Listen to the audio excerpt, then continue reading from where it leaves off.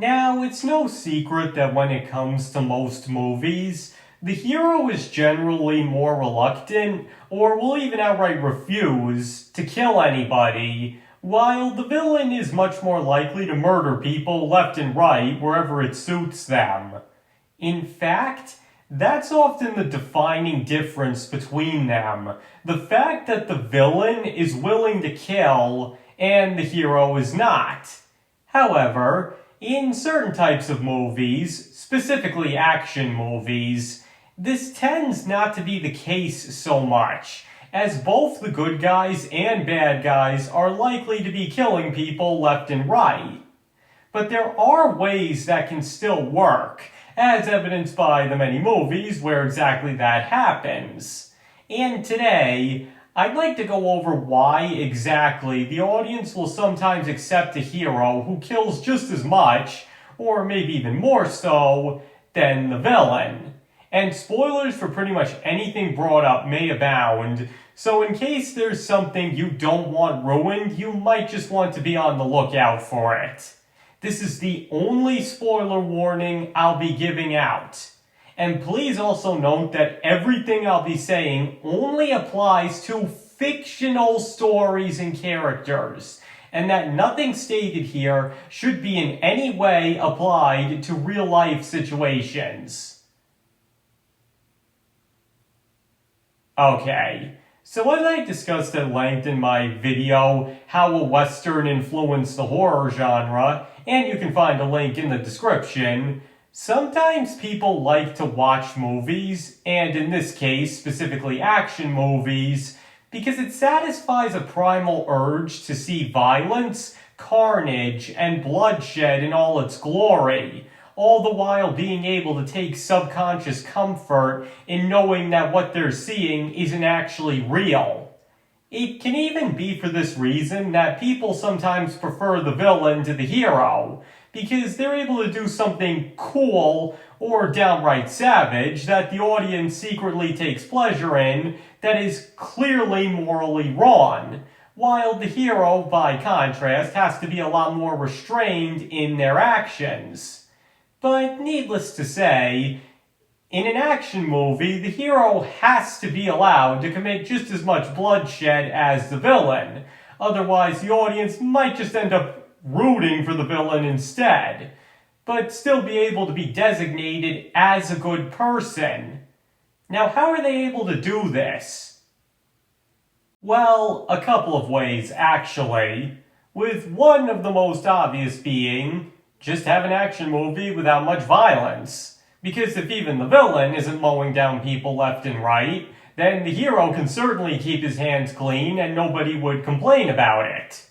But for more violent and R-rated movies, there's pretty much only one way for the hero to kill a ton of people and still be considered the good guy by the audience, which is have it be established that all the people they're killing are bad guys. And if that doesn't come as a surprise for you, it honestly shouldn't. Because let's face it, if a person kills somebody that has extremely bad intentions or makes it very clear they're going to kill innocent people, then nobody's really going to think poorly of them by ending the person's life. Both because it was probably in self-defense, and because they arguably saved many lives by killing that one person.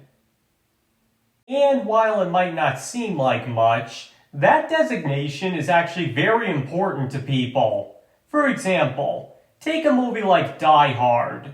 John McClane arguably kills more people than Hans Gruber. So why is he the good guy and Gruber the bad guy?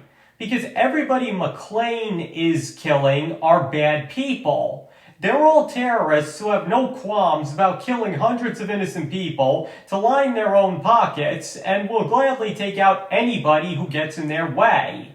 So for McClane to kill these people, it's seen as a good thing to the audience, as he's not really killing anybody that'll be missed anyway. And not to mention, most of them were going to kill him when he killed them, so he's also got the self-defense card in his favor. while Hans Gruber, by contrast, is specifically shown to murder innocent, good people, and was fully prepared to lead dozens more of them to their fiery deaths just so he could engineer the perfect escape without a single ounce of remorse. So while he may be smart, charismatic, and a blast to watch, that alone firmly places him as the villain of the story. To put it simply, McClane is the hero because he only kills people he has to, usually in self-defense, and are evil. Hans Gruber is the villain because he kills innocent people indiscriminately and feels no remorse for it. Or another good example of this would be what Arnold Schwarzenegger was ultimately typecast as. Now, an obvious example would be how in T2, his character is forbidden to kill anybody, while the T-1000 not only kills at least a dozen people who did nothing wrong, but appears to take quite a bit of pleasure in it. But to go for something a little less on the nose, let's take a movie like Commando. One of the most well-known action movies of the 1980s that famously ends with Schwarzenegger bulldozing through over 100 people, one-man army style. There is only one reason, and one reason only, that he remains so firmly on the side of good. Because his enemies are a terrorist group that want to restore an evil dictator back to power. Meaning that every single person he kills is most definitely not a good person, because they're working to put a thoroughly established evil person back in power. And, of course, the fact that most of the people he kills tried to kill him first also scores him some crucial points.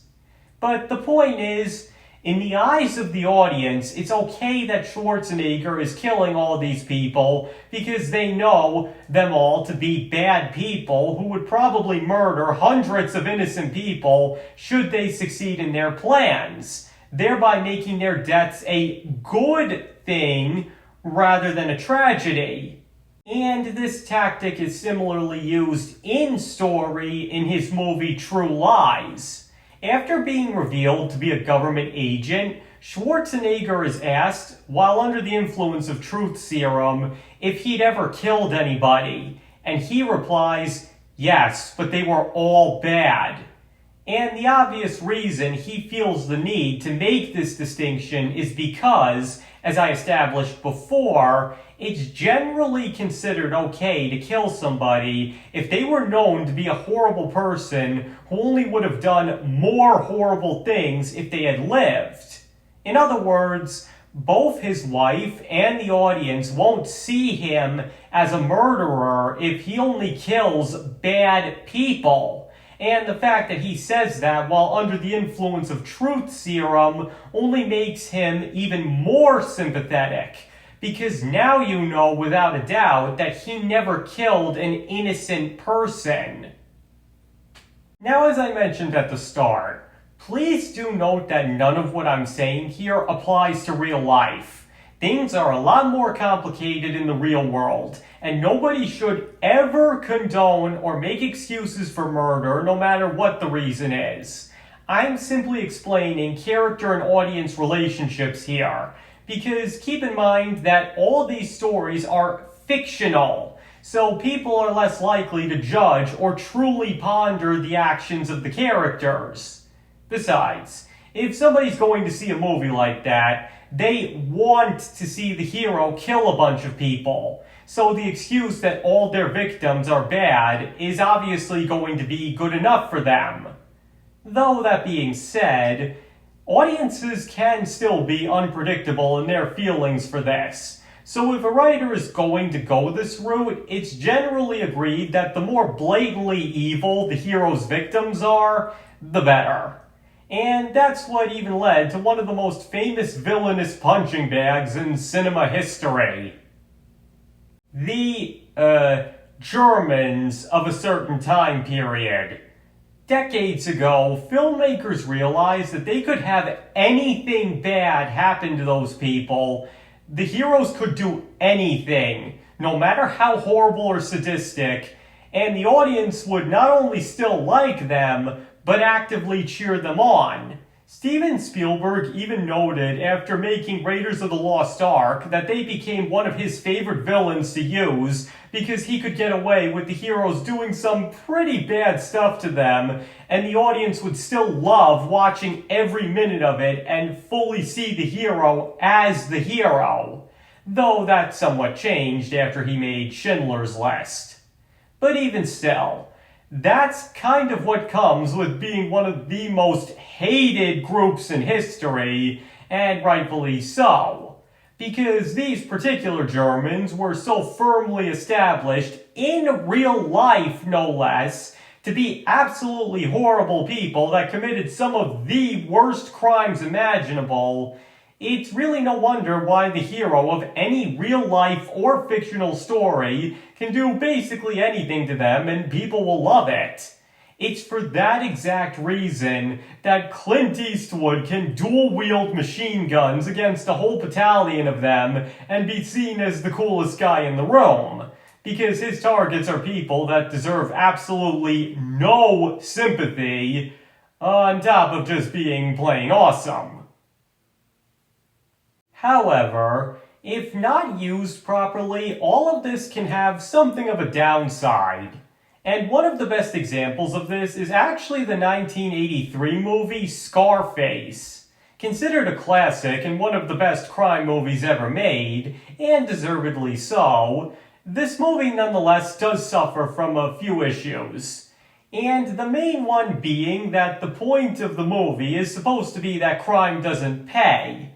Because Tony Montana spends the whole movie wanting to have it all, and in the end he ends up with nothing. He destroys his life through his own paranoia and bad choices, and in the end makes a desperate last stand against impossible odds, having lost everybody he cared about in one form or another. Basically, his last stand is supposed to be a pathetic display by a man who has nothing left to lose, but it doesn't quite come across that way, for a few reasons.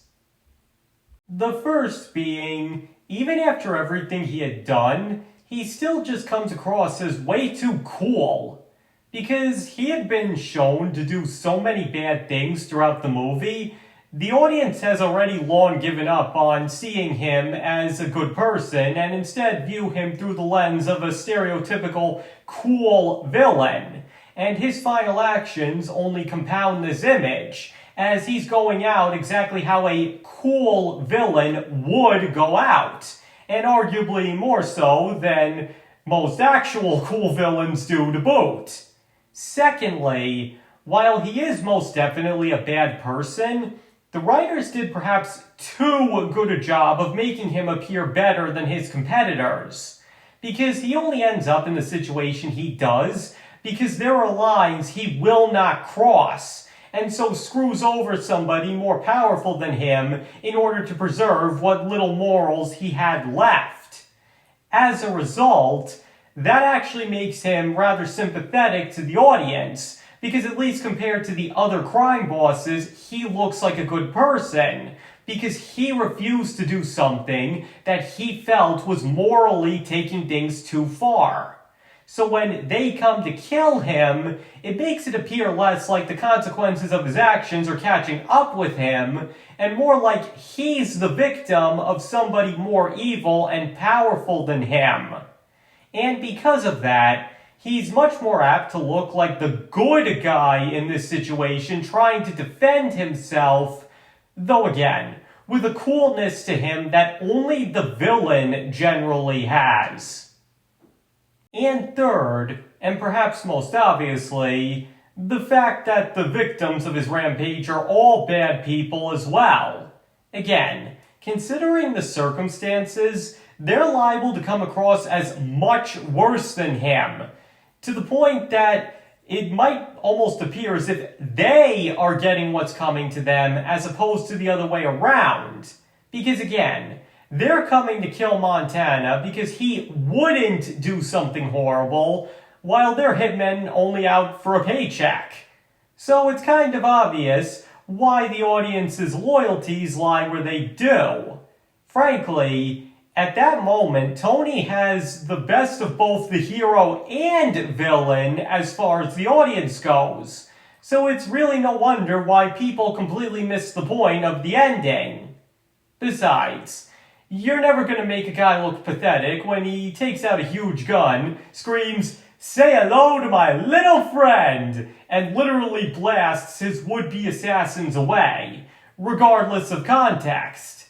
But again, the problem is that he only ends up looking even more sympathetic and cool in the context of what's happening.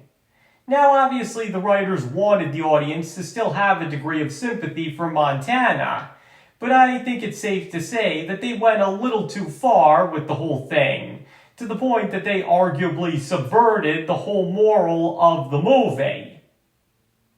Alright, so long story short, if a movie has both the good guy and bad guy killing people, chances are it's because the hero is only killing bad guys while the villain actively kills or hurts innocent people. And the reason for this simply comes down to the fact that they can't be considered heroes or good people if they kill just anybody, and people are generally more forgiving if the hero only kills people that are evil. That's even where the term watching the hero kill the bad guys comes from. Because again, at least in fiction, it's considered okay, or even cool, for the hero to kill people as long as they are the bad guys. And honestly, that's the way it should be. But as I've repeatedly pointed out, all of this only applies to fictional stories and most definitely should not be considered when it comes to any similar circumstances in the real world. And it's very important that we all not forget that there's quite a few important differences between those two things as well. My point here was simply about audiences' sympathies when it comes to fictional characters. Nothing else. Okay, I think that pretty much ends this video. So now I'd like to hear what you guys think. Do you believe that the designations of the good guy and bad guy in action movies, where they're both killing a ton of people, are very important? Or do you think I've got it all wrong? Please feel free to let me know in the comments. And remember, you don't have to agree with anything I said in this video. You can feel about this or any topic discussed here that you want to.